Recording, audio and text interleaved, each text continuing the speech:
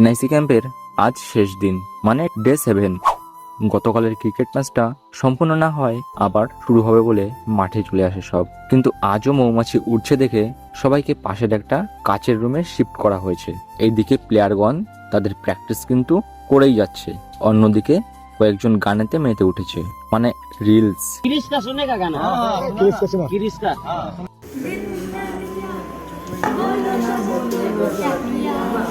বেশ কিছু সময় পর মাঠের দিকে যেতেই খেলার বিষয়ে কি করা যায় ভাবতে ভাবতে মৌমাছি ধরেছে। আমাদের সঙ্গে কোন জন্মের শত্রুতা আছে কে জানে, আমাদের খেলাটা হলোই না।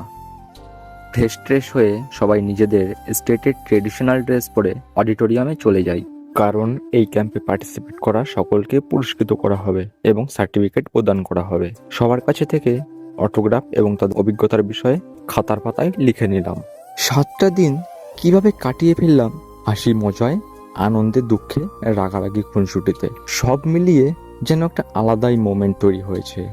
আমরা কয়েকজন বাকি থাকায় আমাদের প্রাপ্ত জ্যাকেট ট্র্যাকস্যুট গ্রহণ করে বন্ধুদের সঙ্গে দেখা করে চললাম রুমের দিকে, কারণ আমাদেরও বাড়ির পথে বেরোতে হবে।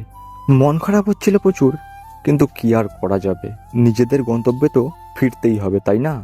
দূরের স্টেটের বেশিরভাগই বেরিয়ে গেছে নিজেদের মতো করে, চিনতাম না জানতাম না, অথচ আজকে তাদের জন্য কান্নাকাটি, মন খারাপের এক স্রোত বয়ে যাচ্ছে।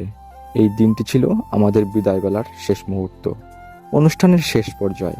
শুরুটা ছিল একভাবে আর শেষটা হলো আর একভাবে। সবার সঙ্গে দেখা হচ্ছে আবার নতুন কোনোভাবে, নতুন কোথাও। আপাতত আমি চলি।